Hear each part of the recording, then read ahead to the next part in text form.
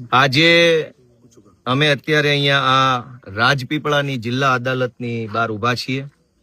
માનનીય ધારાસભ્ય શ્રી ચૈતરભાઈ વસાવાને પોલીસ દ્વારા અત્યારે અહીંયા કોર્ટમાં રજૂ કરવામાં આવ્યા હતા. પોલીસે અમારા હાથમાં છે 5 દિવસની રિમાન્ડ અરજી કોર્ટને આપી અને વિવિધ પ્રકારના 14 જેટલા મુદ્દાઓ લખ્યા. આ મુદ્દો, તે મુદ્દો, ફલાણો મુદ્દો, ને 14 મુદ્દા આધારે પોલીસે 5 દિવસના રિમાન્ડ માંગવાની અરજી આપી. આ અરજી સામે અમારા બધા વકીલોએ સંયુક્ત રીતે, જેમાં હું હતો, મારા જોશી સાહેબ હતા અને અન્ય એક સાહેબ હતા, ત્રણેય વકીલશ્રીઓએ સંયુક્ત રીતે દલીલ કરી અને આ રિમાન્ડ અરજી જે છે પોલીસની એ નામંજૂર કરવામાં આવી છે. આ આખી ઘટના જો જોઈએ, કેમ કે હવે મેં એફઆઈઆર વાંચી છે, આ રિમાન્ડ રિપોર્ટ મારા હાથમાં છે, મેં દલીલો સાંભળી છે. આ આખી ઘટના ફરિયાદીએ લખાવ્યા પ્રમાણે બની તો નથી જ, આવું કંઈ બન્યું નથી, ઉપજાવી કાઢેલી વાત છે. પણ ધારો કે કદાચ દલીલ ખાતર એમ માની લઈએ કે ઘટના સાચી બની છે, તો પણ શું બની છે કે એક સરકારી મીટિંગ છે તાલુકા પંચાયતની કચેરીમાં, એમાં પ્રાંત અધિકારી બેઠા છે, તાલુકા પંચાયત પ્રમુખ બેઠા છે, ધારાસભ્ય બેઠા છે, બીજા અધિકારીઓ બેઠા છે. સામાન્ય ચર્ચા થાય છે, બોલાચાલી થાય છે, ફરિયાદીના કહેવા પ્રમાણે ગાળાગાળી થાય છે અને ફરિયાદીના કહેવા પ્રમાણે પ્રાંત અધિકારીના ટેબલ ઉપર એક પાણીનો ગ્લાસ પડ્યો હતો, એ ગ્લાસ લઈ અને છૂટ્ટો ફેંકીને ફરિયાદીને માર્યો. ફરિયાદીએ એફઆઈઆરમાં લખાવ્યા પ્રમાણે જ્યારે એ ગ્લાસ છૂટ્ટો ફેંક્યો ત્યારે ફરિયાદી જે હતા એના માથા ઉપર પોલીસે આમ આડો હાથ રાખી દીધો, એટલે ફરિયાદીને ગ્લાસ વાગ્યો નથી, આવું એફઆઈઆરમાં લખ્યું છે. હવે આ આખી ઘટનાને સાચી માની લઈએ તો આમાં જાનથી મારી નાખવાની કલમ ક્યાં આવી? છૂટો ગ્લાસ માર્યો, એ ગ્લાસ કોઈને વાગ્યો જ નથી, તો આમાં માણસની મરી જવાની સંભાવના ક્યાં આવી? 307 એટલે કે નવી કલમ એની જે છે 109/1 કાઉન્સમાં, એ જાનથી મારી નાખવાની કોશિશ કરવાનો ગુનો છે. પણ છૂટો ગ્લાસ માર્યો અને વાગ્યો કોઈને નથી, તો જાનથી કેમ મરશે માણસ? અને મરવાનો નથી, મરવાની કલમ કેવી? આમ છતાંય કારણ વગરનું ખોટી રીતે ચૈતરભાઈ ઉપર ગંભીર પ્રકારની કલમો લગાડવામાં આવી, જેથી કરીને એમને લાંબો સમય સુધી અદાલતની અને કાયદાની પ્રક્રિયામાં ફસાવી શકાય, છાપાઓની હેડલાઇન મેનેજ કરી એને બદનામ કરી શકાય, પોલીસ સ્ટેશનોમાં ગોંધી રાખી અને એમની ઉપર માનસિક ત્રાસ વર્તાવી શકાય. આવો કરવાના માટે થઈ અને એમની ઉપર ખોટી રીતે ગંભીર કલમો લગાવવામાં આવી.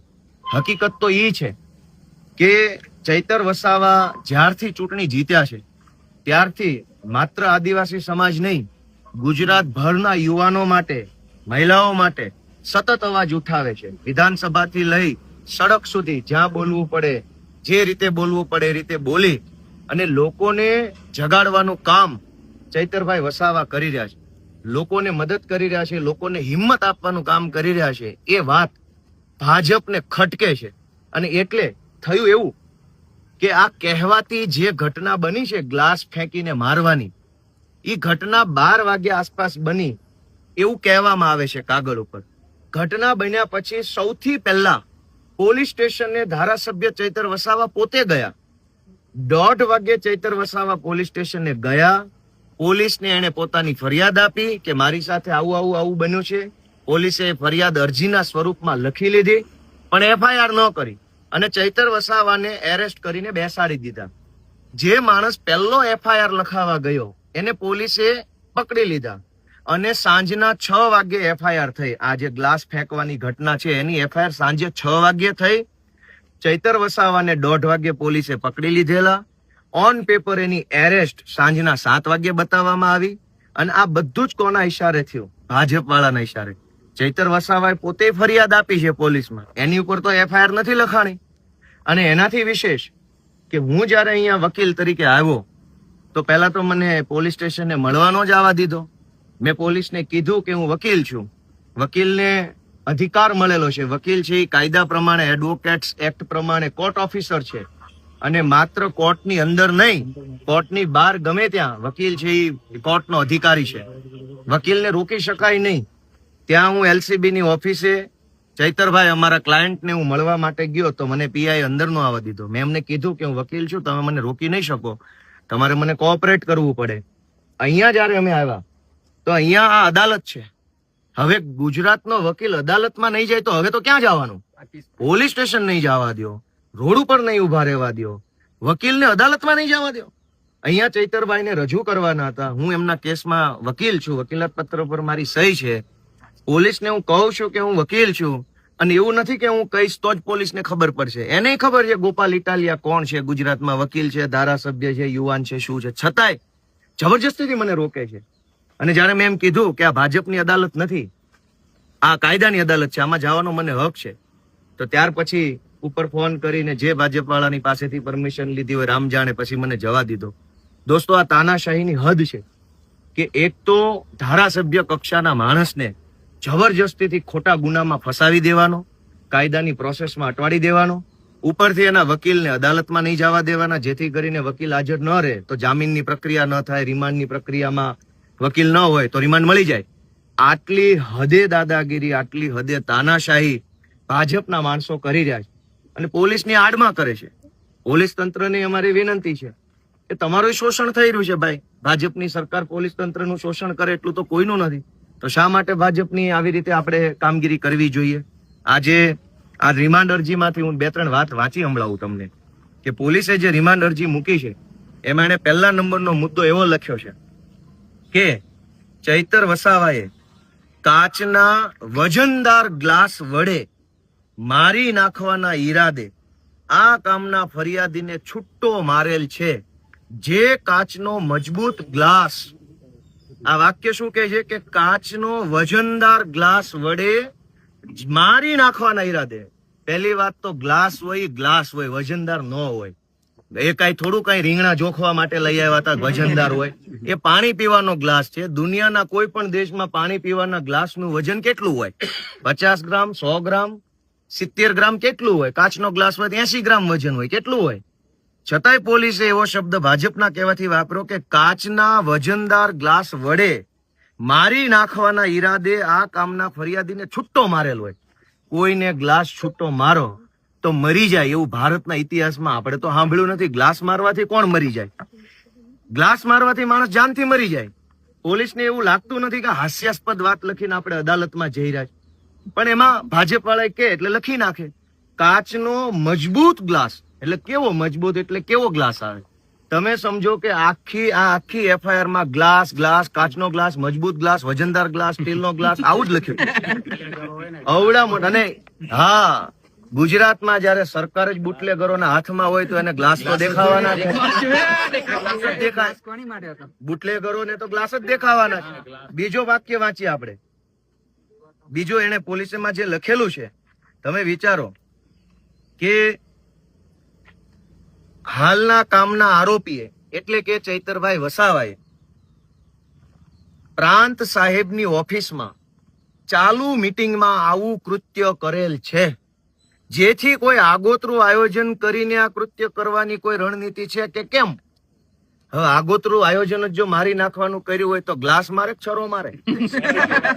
પોલીસ હજુ એ જાણવા માંગે છે, અદાલતમાં એવું લખીને આપે છે કે આ મારી ગ્લાસ, કાચનો ગ્લાસ ફેંકીને મારી નાખવાની ઘટના કઈ આગોતરું આયોજન હતું?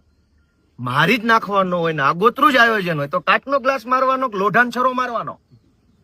આટલી સિમ્પલ કોમન સેન્સ વગરના વાહિયાત નોન સેન્સ સવાલો લઈને ભાજપના કહેવાથી પોલીસ અધિકારી અદાલતમાં ઉભા હતા. બોલતાય શરમ નહીં આવી હોય કે આવા પ્રશ્નો પૂછવાના કે ગ્લાસ મારવાનું ષડયંત્ર કેવું હોય? એ તો ત્યાં પીવાનો ગ્લાસ. અને આ ઘટના સાચી છે કે ખોટી છે એ સિવાય હજુ એક એને પ્રશ્ન એવો પૂછ્યો છે કે આ કામના આરોપીને સાથે રાખીને ડેડિયાપાડા સબ ડિવિઝન કચેરીમાં સદરહુ ગુનો કઈ રીતે આચરેલ છે તે બાબતે રીકન્સ્ટ્રક્શન કરવાનું છે. એટલે હવે ત્યાં લઈ જશે, ઓલા ફરિયાદીને સામે ઉભો રાખશે, પછી પોલીસ એક ગ્લાસ આપશે, એટલે માર હવે આને, પછી પેલાનો તોલો તૂટી જશે, પછી પોલીસ એની રીલ બનાવશે અને કહેશે જો સિંઘમો બધા આવી ગયા. આ કેવો તમાશો છે? મેં પોતે જજ સાહેબને કીધું કે સાહેબ આ રીલ બનાવવા માટે થઈને રિમાન્ડ માંગે છે. રીકન્સ્ટ્રક્શનના નામે આ બધા રીલો બનાવીને ભાજપમાંથી મેડલ લેવાની કોશિશ કરી રહ્યા છે. આ શબ્દમાં મેં રજૂઆત કરી સાહેબ આ રીલ બનાવવાના ચક્કર છે. શેનું રીકન્સ્ટ્રક્શન? જે સરકારી કચેરીમાં આ કહેવાતી ઘટના જો ખરેખર બની હોય તો ગ્લાસ ત્યાં પડ્યો નથી, ઓફિસ ત્યાં માણસો નથી, ખુરશી નથી, બધું સાફ સફાઈ પૂરું થઈ ગયું છે કાલે ને કાલે. હવે શેનું રીકન્સ્ટ્રક્શન? તો એક ધારાસભ્ય પ્રકારના માણસને સાથે રાખી રીલ બનાવવાના ચક્કરમાં, છવાઈ જવાના સિંઘમ બનવાના ચક્કરમાં પોલીસ આવા પ્રકારના વાહિયાત કારણો રજૂ કરીને રિમાન્ડ માંગે છે. અને આ સિવાય સૌથી પહેલી વાર કે એક એવું કારણ એમણે પોલીસે લખેલું છે આમાં કે ડેડિયાપાડાના ધારાસભ્યએ તાલુકાના પ્રમુખને મારી નાખવાના ઈરાદે જીવલેણ હુમલો કર્યો, ગ્લાસ ફેંકીને. જીવલેણ, ગ્લાસ મારો એટલે માણસ મરી જાય. એ જીવલેણ હુમલો કરી પોતાની અલગ છાપ ઊભી કરવા સારું આ કૃત્ય કર્યું છે. એ છાપ ઊભી કરવાના કૃત્યની ઊંડાણપૂર્વક તપાસ કરવાની છે. હું ઊભો તો મેં જજ સાહેબને વિનંતી કરી, સાહેબ ગુજરાતના 6 કરોડ લોકોમાંથી માત્ર 182 લોકો ધારાસભ્ય બની શકે છે.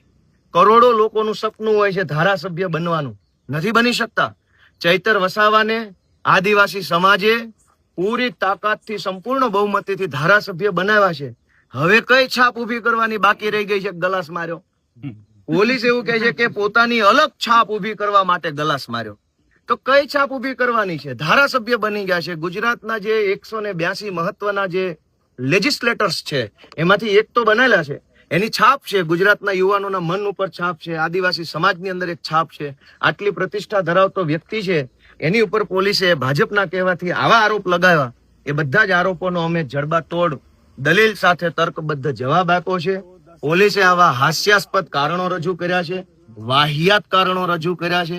ચૈતર વસાવા જેવા લોકનાયકને, આદિવાસી ટાઈગરને ફસાવવા માટે થઈને આવી હાવ બાળકો જેવી રમતિયાળ વાતો રિમાન્ડ રિપોર્ટમાં લખીને લાવીને કોર્ટમાં મૂક્યા છે. એના ઉપરથી સાબિત થાય છે કે આખી ઘટના ઉપજાવી કાઢવામાં આવી છે. આવી કોઈ ઘટના બની નથી. ચૈતર વસાવા ફરિયાદ આપવા ગયાની ફરિયાદ લીધી નથી. ચૈતર વસાવાના એડવોકેટને પણ રોકી રાખવામાં આવ્યા છે. આ પણ ગંભીર પ્રકારનો ગુનો છે. અમે કોર્ટમાં ફરિયાદ પણ આપેલી છે. ચૈતરભાઈ ફરિયાદી બન્યા છે. વકીલને રોકવા બાબતની ફરિયાદ કોર્ટ રૂબરૂ આપેલી છે. આ સિવાય ચૈતરભાઈને ધક્કા મારીને ઈજા પહોંચાડવામાં આવી છે, એની પણ ફરિયાદ અમે કોર્ટમાં લખાવેલી છે. આગળનો શું? આગળ સંઘર્ષ, અમારા તો જીવનમાં જ સંઘર્ષ છે, કેમ કે અમે વિરોધ પક્ષમાં છીએ. ભાજપના માણસો બળાત્કાર કરે તો પોલીસ એને મેડલ આપે છે.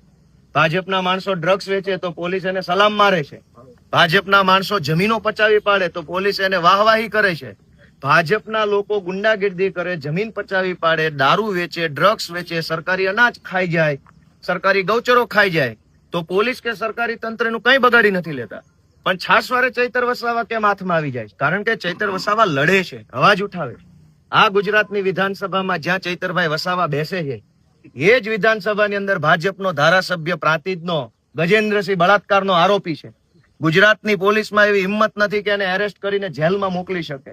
આ ગુજરાતની અંદર મનરેગાનું કરોડો રૂપિયાનું કૌભાંડ થયું. અહીંના સાંસદ મનસુખ વસાવાએ પોતે કીધું કે ભાજપના માણસોએ હપ્તા લીધા છે. કા નર્મદા જિલ્લામાંથી પોલીસ અધિકારીઓ ભાજપના લોકોને મનરેગામાં એરેસ્ટ નથી કરતા? ચૈતર વસાવા લડે છે, યુવાન છે, અવાજ ઉઠાવે છે તો બધાની આંખમાં ખટકે છે. એટલે અમારી વિનંતી છે કે ગુજરાતની જનતા સાથ આપે, સહયોગ આપે. ગોપાલભાઈ, કયા ભાજપના નેતાના ઈશારે આ ફરિયાદ થઈ છે? ચાલો આવો સાઈડમાં.